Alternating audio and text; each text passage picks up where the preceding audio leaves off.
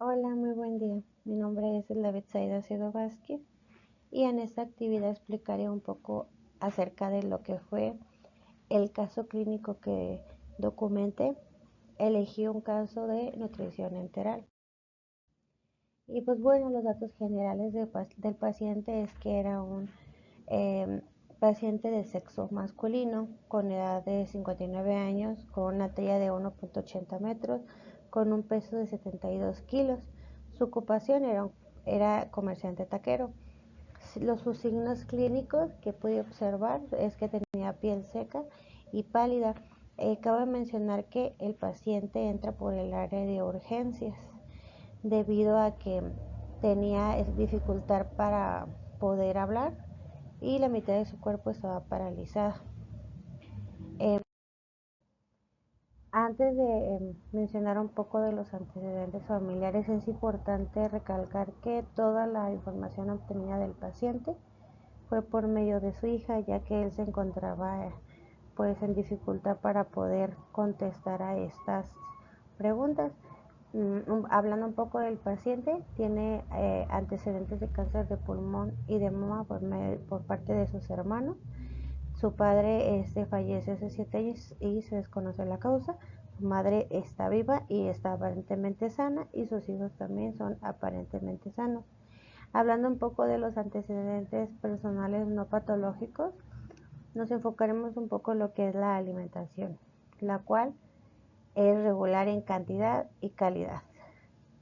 Realizaba 2 comidas al día, de los cuales 3 días a la semana comía pollo, un día a la semana comía carne de res, una vez a la semana carne de puerco, no come pescado ni mariscos, los lácteos toda la semana los consume, las verduras 3 veces por semana, las frutas no las consume, embutidos una vez al día, empanizados y capeados 2 veces por semana, las pasas 3 veces por semana, las tortillas aproximadamente 7 por día. Su consumo de agua es de 3 litros aproximadamente y tomaba 300 mililitros de bebidas carbonatadas a la semana.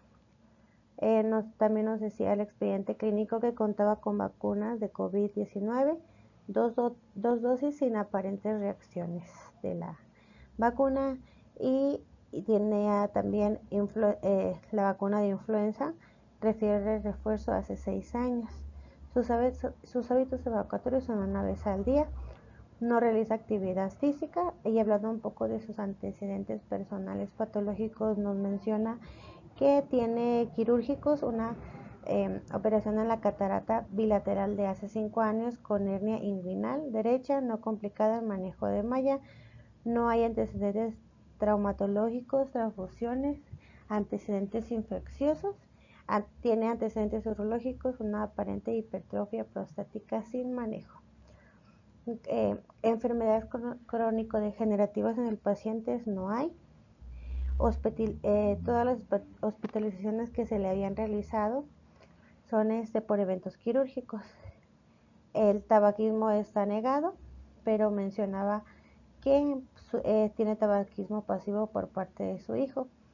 El nivel de alcoholismo pues es social sin llegar a la embriaguez, sin consumir y el paciente refiere no haber consumido aproximadamente alcohol desde hace 15 años, no ha habido consumo de alcohol y no tiene más toxicomanías.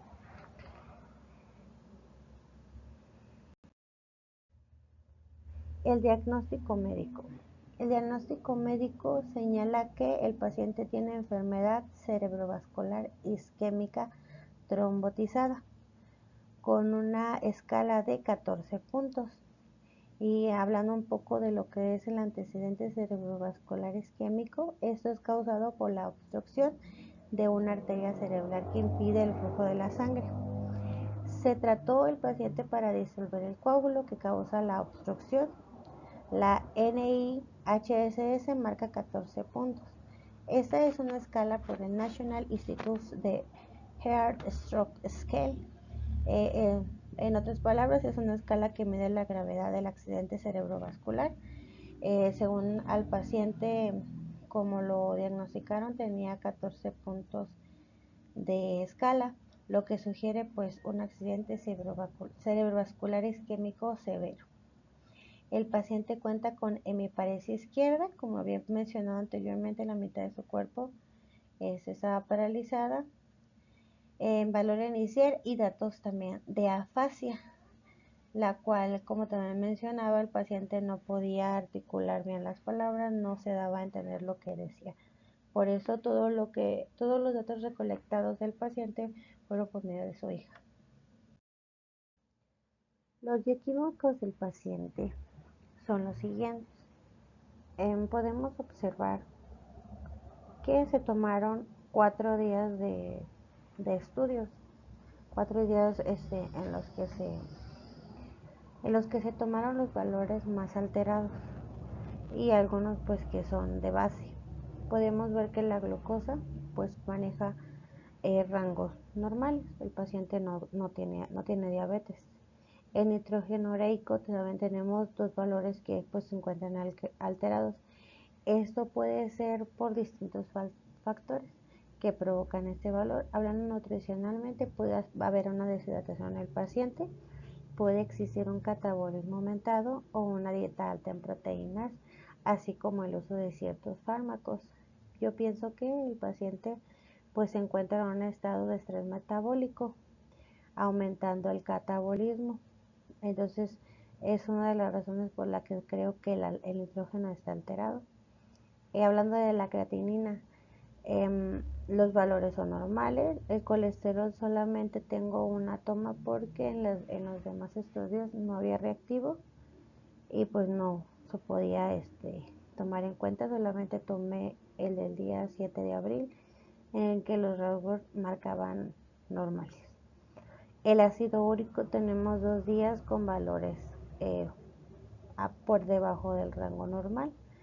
Algunas de las razones por las que estos valores se bajen es por la administración de líquidos intravenosos que causan que se diluya el ácido úrico plasmático. Otra de las razones puede ser porque el paciente al estar en coma inducido puede tener una nutrición enteral, lo cual causa una menor ingesta de purinas. Esto reduce pues la producción de ácido úrico. Y las 2 razones pues son causas que estuvieron sucediendo en el paciente. Hablando un poco de las proteínas totales, podemos ver que también tenemos este valor por debajo del valor normal. Nutricionalmente, pues este elemento baja por la falta de aminoácidos para la síntesis de proteínas, por el estrés también metabólico al que está expuesto el paciente y por una dilución en el manejo de líquidos intravenosos. Todo esto pues estuvo pasando en el paciente. La albúmina tenemos también valores bajos. Esto puede ser porque la enfermedad de accidente cerebrovascular induce una respuesta inflamatoria. Eso disminuye la síntesis hepática de albúmina. Al dañarse, el cerebro libera citoquinas, lo cual aumenta el catabolismo de proteínas. Eso reduce los niveles séricos de albúmina si no hay un soporte nutricional adecuado, y también pues puede ser por la mala ingesta nutricional. Hablando de la bilirrubina directa, tenemos pues también valores fuera del rango, los cuales pueden ser por igual por la misma enfermedad, provoca estrés oxidativo sistémico generando daño en los glóbulos rojos, y en la hemólisis se eleva aumentando la bilirrubina indirecta. También lo puede provocar el ayuno prolongado, y la verdad es que en varias ocasiones visité al paciente y en algunos días estuvo en ayuno por los estudios o por diferentes situaciones en las que se encontraba el paciente. Entonces también el ayuno pudo haber intervenido en la albúmina, en la bilirrubina directa. Y hablando un poco también de la fosfatasa alcalina, vemos un aumento en los valores de 182 y 187. Su aumento puede deberse a la colestiasis asociada a la sepsis o movilidad prolongada. El paciente pues estaba en esa situación, por lo cual pudo haber sido por lo que se alteraba este valor. El calcio y el fósforo, pues los valores fueron normales.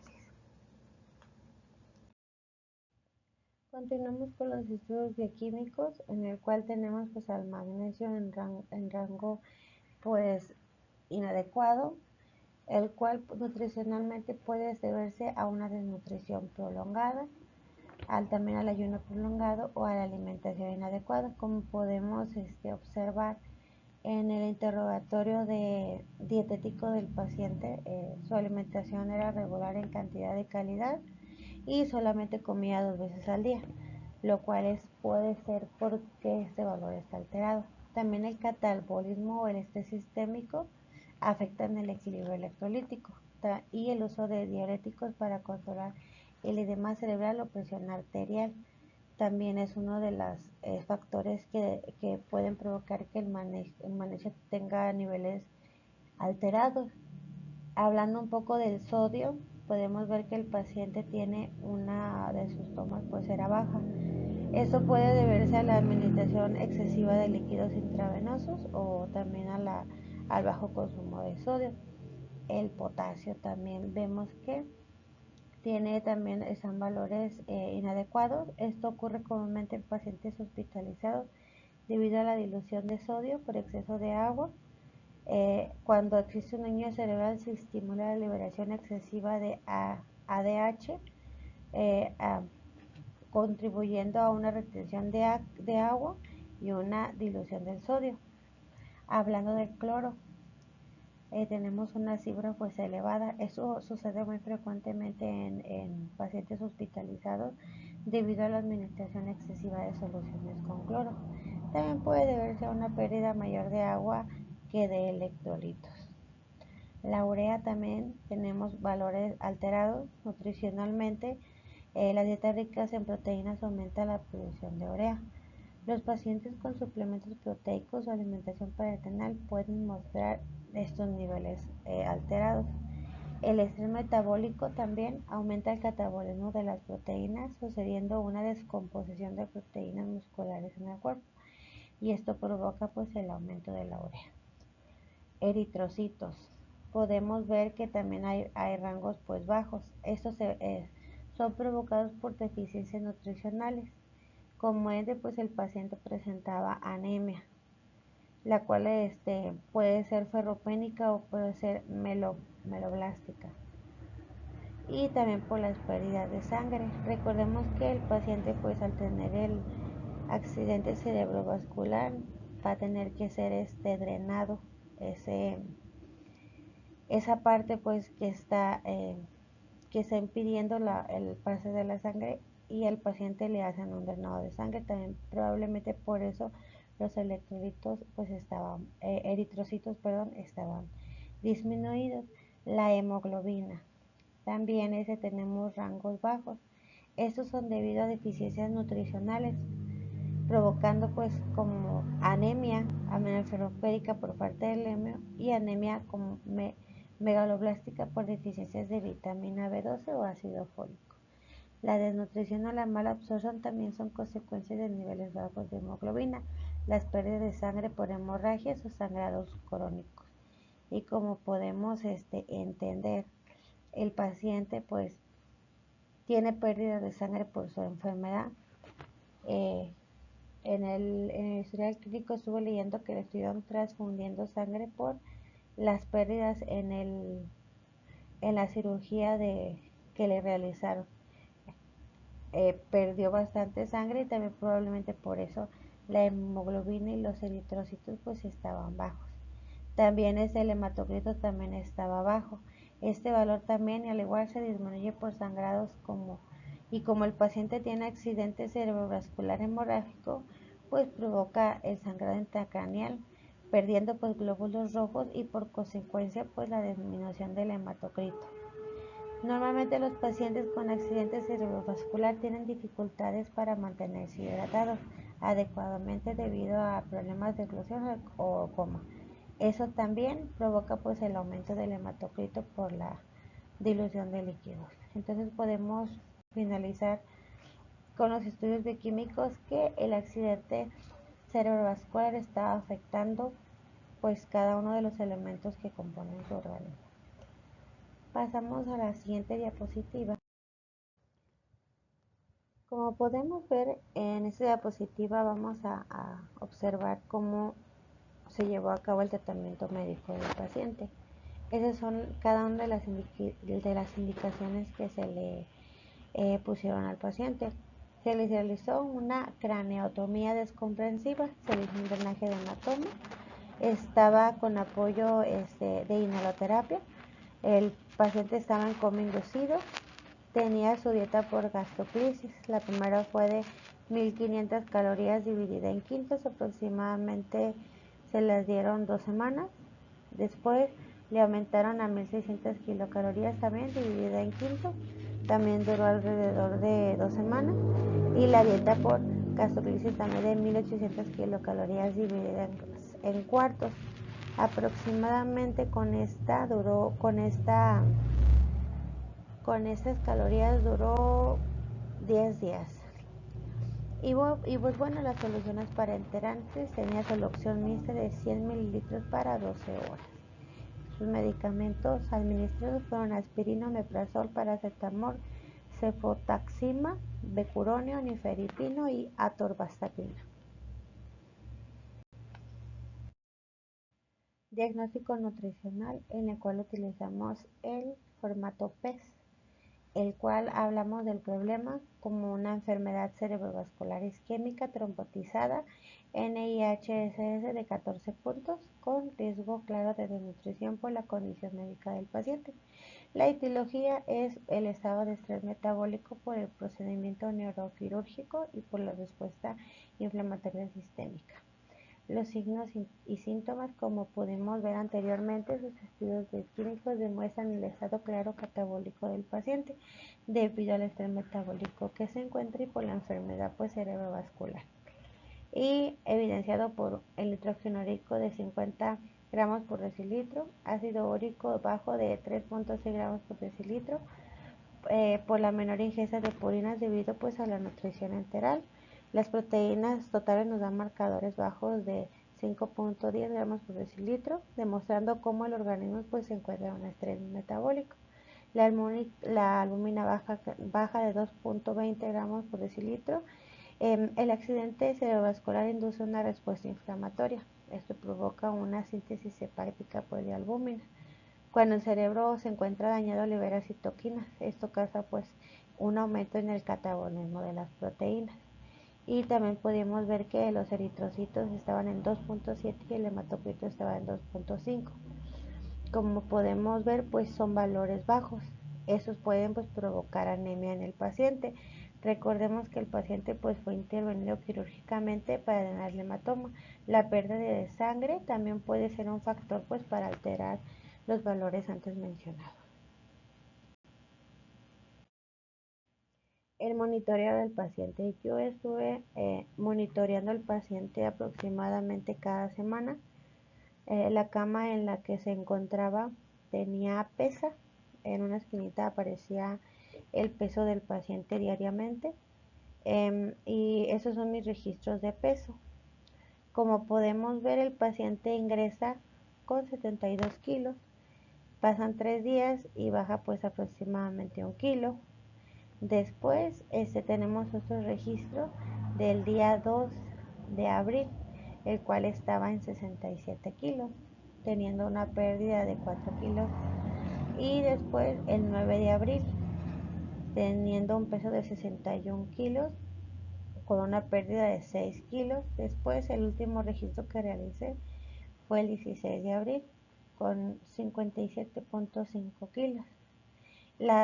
Como podemos ver pues en este registro el peso estuvo disminuido de manera pues acelerada. Eso debido pues a diversos factores. El principal pues el estrés metabólico en el que se encuentra el paciente, provocado por la enfermedad cerebrovascular isquémica. Realicé el diagnóstico nutricional de acuerdo pues al índice de masa corporal. Ese es el registro de índice de masa corporal. Igual son las mismas fechas y podemos ver que en las primeras 4 fechas pues el peso estaba pues saludable. A partir del 16 de abril el peso pues ya fue bajo. En este último registro pues nos demuestra que el paciente presentaba peso bajo de acuerdo a su índice de masa corporal, los que nos alerta de una desnutrición del paciente debido pues a la patología que se presenta. En esta diapositiva podemos observar acerca de un poco más del paciente. No tenía existencia de datos antropométricos debido a que el paciente no lo podíamos tocar ni mover. Se encontraba en estado de coma y se encontraba con apoyo inhalatorio, entonces no tenemos permitido mover a los pacientes. Sus signos clínicos tenía pues cabello escaso, débil y quebradizo, su piel era pálida y seca. Como una nota final del diagnóstico nutricional, se trata de paciente masculino de 59 años con enfermedad cerebrovascular isquémica. En el ingreso del paciente tenía un índice de masa corporal de 28.7, el cual nos indicaba un peso pues saludable. Desgraciadamente, conforme pasa la estancia hospitalaria, el paciente desgraciadamente fallece con un índice de masa corporal de 17.8, indicando peso bajo y presentando pues un riesgo nutricional de moderado a alto, por lo que se nos indica pues la dieta enteral con el objetivo de cubrir sus necesidades calóricas.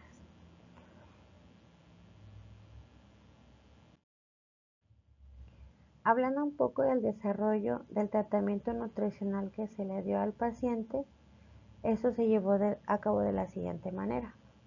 El tipo de dieta, se eligió la dieta vía enteral por sonda nasogástrica en 4 y en 5 tiempos.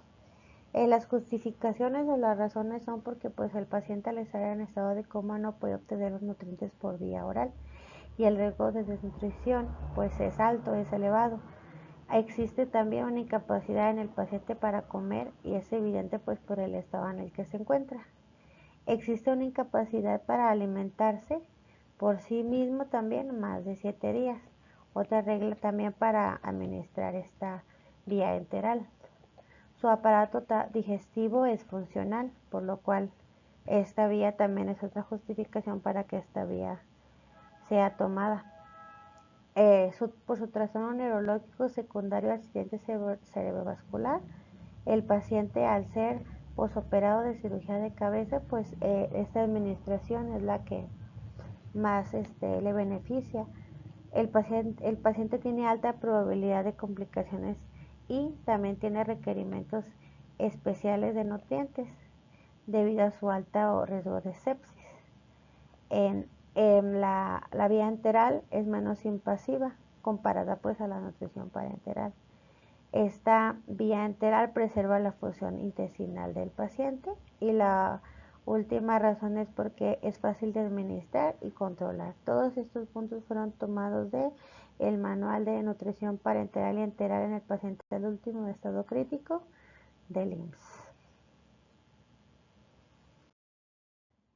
Desglosando más un poco de lo que fue el tratamiento nutricional del paciente, podemos observar que se realizó un registro de las calorías que se le dieron durante la estancia del paciente, las cuales fueron desde 1500 el día 25 de febrero, aumentó al 28 de marzo, aumentaron a 1600, después el 4 de abril se dejó igual en 1600 y el día 9 de abril se aumentaron a 1800 y el día 16 de abril a 1800. Podemos observar que la verdad las calorías fueron insuficientes para su aporte energético, ya que el paciente, pues como vimos anteriormente, bajó drásticamente de peso. Yo realicé el cálculo de este paciente y me daba arriba de 2000 calorías, pero me comentaba mi asesor externo que no les dan todas las calorías de golpe para evitar una sobrealimentación. Entonces que me mencionaba que se empezaban desde las mínimas hasta las máximas. El paciente, como anteriormente dije, falleció, entonces no llegó a su aporte esencial que necesitaba debido a que se las iban aumentando de acuerdo a la progresión del paciente. La dieta, la gastroclisis estaba compuesta de los alimentos que podemos ver en esta tabla. Como podemos ver, la de 1500 contenía leche, pan, manzana cocida, zanahoria cocida, aceite, miel y el suplemento, que era Proteinex, Casec o alguno con el que contaba los que tienen a la disposición el hospital. Y como podemos darnos cuenta, de acuerdo a las calorías, es como van aumentándose esos elementos. Siempre utilizan los mismos para realizar las gastroclisis. Las gastroclisis las realizan pues en una bolsa de plástico con todos estos alimentos licuados, y al paciente todo esto se lo pasaban por la vía nasogástrica. Y bueno, continuamos con las interacciones fármaco-nutrimento. Podemos observar el lista de alimentos administrados para el paciente. Algunos de ellos fue la aspirina. Alguna interacción que tiene, pues es más que nada es necesario incorporar a la dieta alimentos ricos en vitamina C y folatos, ya que pues la vitamina C protege los vasos sanguíneos, ayudan a mantener un buen estado inmunológico y ayudan a mejorar la absorción del hierro. Los alimentos ricos en folatos son necesarios para la formación de glóbulos rojos, la síntesis de ADN y la salud neurológica. Es necesario evitar el consumo de alcohol, esto porque promueve el riesgo de hemorragias gastrointestinales. El omeprazol, en caso de una administración larga o prolongada, se debe revisar continuamente las concentraciones de hierro, vitamina B12 y magnesio, así como la densidad ósea. Los suplementos se administran según las necesidades del paciente. También se sugiere interrumpir la administración de alimentos por sonda una hora antes y después de la medicación. El paracetamol, pues la verdad es que tiene poca interacción con los alimentos de manera general, pero pues se sugiere evitar el consumo de alcohol por el riesgo de hepatotoxicidad, recordando pues que el hígado metaboliza el paracetamol y pues el alcohol puede inducir enzimas hepáticas que pueden generar metabolitos tóxicos del fármaco. La cefotaxima no tiene interacción con los alimentos en el tracto digestivo. Esto es porque su administración es vía parenteral, pero pueden alterar la microbiota intestinal, lo que puede afectar en la absorción de algunos nutrimentos. Hablando del becuronio, pues no se reportan interacciones específicas, pero alteraciones en electrolitos como lo son el magnesio, el calcio y el potasio por la nutrición parenteral total pueden modificar la respuesta del becuronio. La atorvastatina se debe indicar dieta antiinflamatoria para que el efecto de este fármaco pues sea idóneo. La atorvastatina, la simvastatina, pues son parte de este fármaco. Evitar también el consumo de determinados de cítricos, como son las limas, las toronjas y las naranjas amargas. El nifedipino.